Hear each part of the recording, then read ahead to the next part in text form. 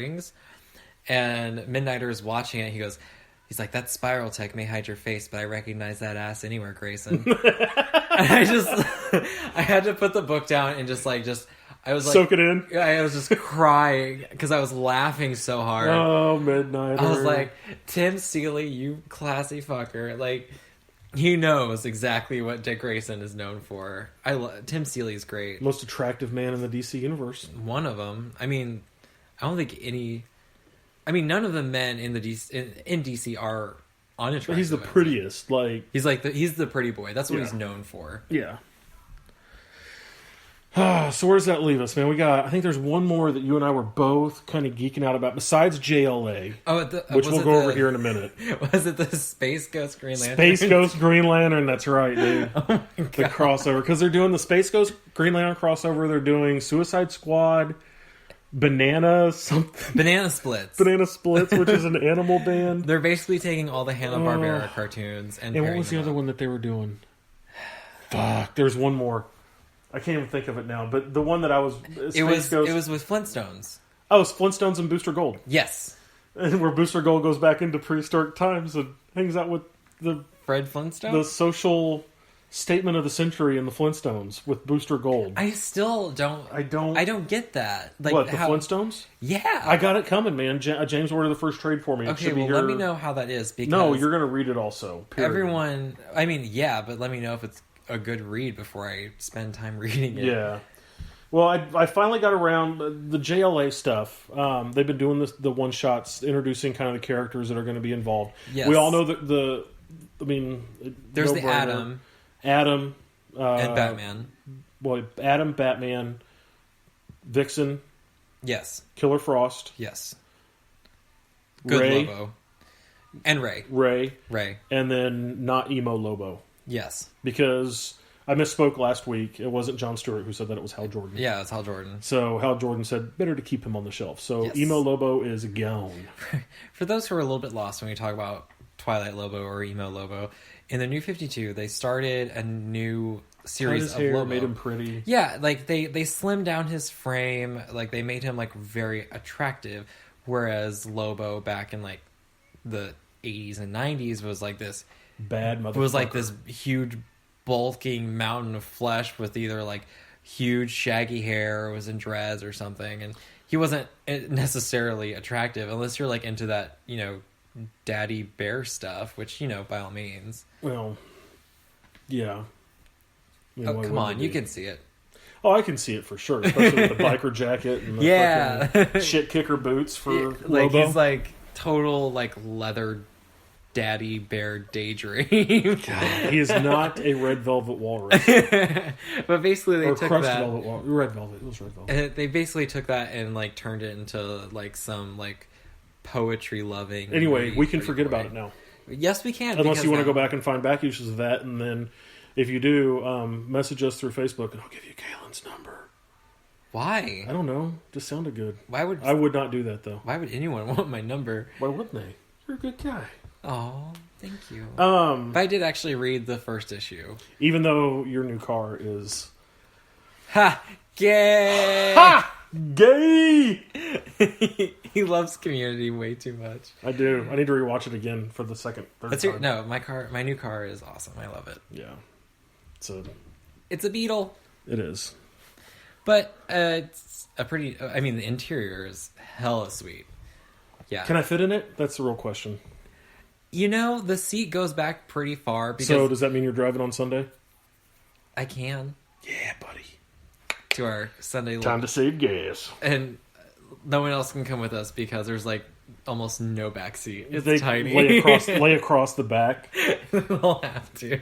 So yeah, JLA. So those are your guys. It's Killer Frost, Ray, Atom, Batman, Lobo, Vixen.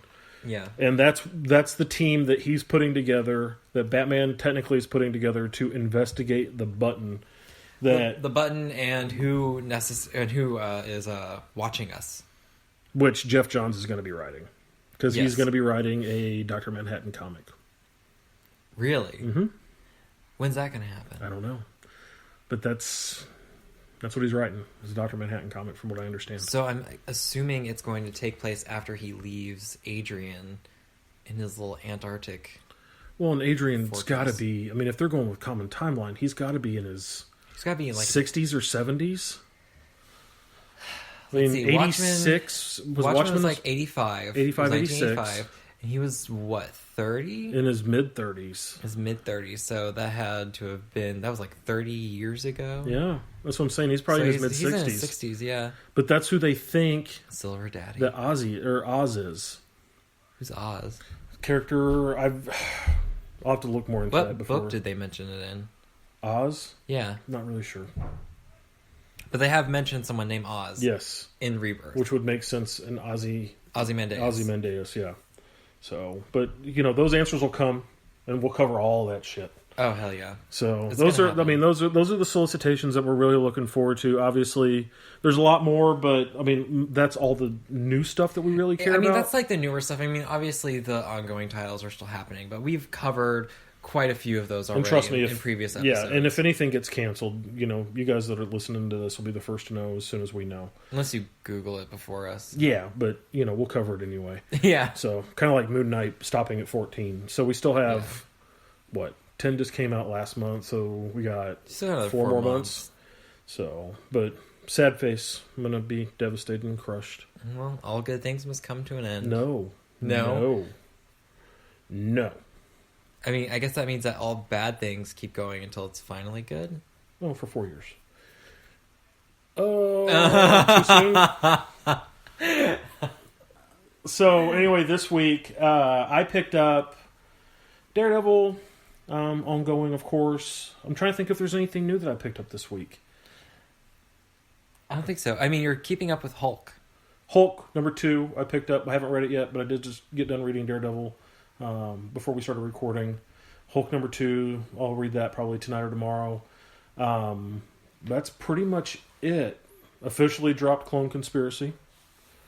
But other than that, Reborn number 4 came out, and it's as amazing as it always is. So good? Oh, man. It's so good. The story is just... You can tell that they're doing that thing that they always do where they're kind of gearing it towards possible movie or TV adaptation. Oh, yeah. But, that's what he does. That's what he always does. As I was reading Kingsman, I was like, I can totally see this being a movie. It's with Chrononauts. Same thing. Yeah? Because Chrononauts, they didn't even have the last issue out of Chrononauts. Before they signed the movie rights. And I still haven't heard anything about the movie rights. I haven't either. But the weird thing about the movies with the Millarverse is I actually find the movies to be better. Yeah. When I read Kingsman was fucking awesome. Kingsman, the movie was fucking amazing. And I can't wait for the second one. Kingsman, the comic book was okay. It wasn't terrible, but it wasn't. Kick-Ass was amazing too. The movie, I haven't read the comic book. But, I haven't read the comic book either. But from what they've said, or I've watched interviews, and from what they said in the interviews, I like the movies more. Yeah.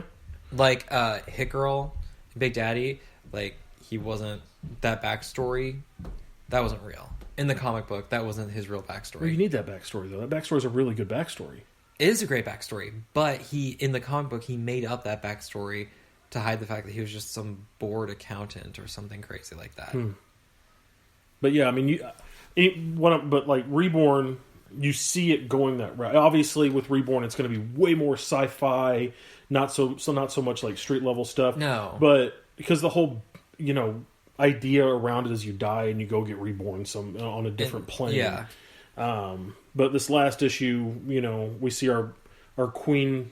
She's been captured with her dad in a jail, and she's like, "I'm starting to get it, Dad. Do you trust me?" And so she kicks the shit out of all the guards that are there, and then all these people that are in this jail are like, "Help us, help us!" And her dad's like, do not help them. They are not good people. And she goes, "But Dad, they're good people." As she hits a button, she frees them all. They all attack them. And they capture her and her dad. And they're on the way to this statue that looks like the Statue of Liberty, where it's called Dark Black Mountain or something like that. Why it gotta be a black mountain? The Statue of Liberty holding M16 or an AK-47. Really? Yeah, it's pretty twisted, and the face is a skull. But if you sacrifice something, you get a wish, but it has to be a wish of negativity. So you can't wish anything good to happen to anybody. You have to wish bad things to happen to them. Huh. So the kicker is that she's saved by her old cat. That's hilarious. Frosty. Frosty. Who has ice powers and froze everyone that was on that mountain. And since someone died on that mountain, Frosty's pissed off because the queen, whenever she was in our world, the living world, had him castrated. And so he's pissed off because he's like, remember how you took my reproductive organs, bitch? He's like, just make this easy before I freeze you to death, you know? He's like, at least I liked your husband, and I could find him if I wanted to because, you know, pets in this world have that power. He goes, but I'm going to kill you. And she reacts quickly, and she wishes that everyone was dead around her. And she kills all of Frosty's freaking crew and everything. And oh my god. Yeah, and so it kind of starts a new little... She's free in this bad land where all the bad people have gone. And so she's now with her dad trying to find another pet so that they can find her husband. So... It's weird. It's fucking great, man. It sounds great. I'm definitely gonna have to buy that when it comes out in trade. Yeah, because it's like I said, I'm this far in. I'm 4 issues in buying singles. I'm not gonna. Well, it's Millarver, so it's probably gonna be like period. What 6 to 8, yeah, something 6 like that. Issues. Yeah. So I don't think you'd have to wait long for a trade. No, but I'll probably end up buying trade anyway on it just because I like supporting that kind of stuff. And Millar's kind of the shit. In a way. Love that man. In a way. He writes for purpose. I mean, he writes to make movies. Really. He does. You can't fault him with that. It's his own medium. It is his medium, and he's been making a shitload of money off of it, so, you know, he's doing it right at least. He writes good stuff, man. So, but that's it. I mean, so we will leave you with this. This was episode 14. Everything's been going great, man. You got join us. We're now on Twitter officially. Yes. At the Comic Boot, like the @ symbol at the Comic Boot. Join us on Facebook, the Comic Boot on Facebook, our Facebook page where we post news and information and all that stuff. I want to get pictures, videos. Yeah, and Kaylin's taken over that this week, which is awesome. Yep. We are just rocking and rolling, man. I want to give a special thanks to Rock Bottom in Columbia and Mayher, as always, Mayher, for putting us on the Android market. Join us on iTunes, and that's it. I'm James. And I'm Kaylin. And we'll see you guys next time.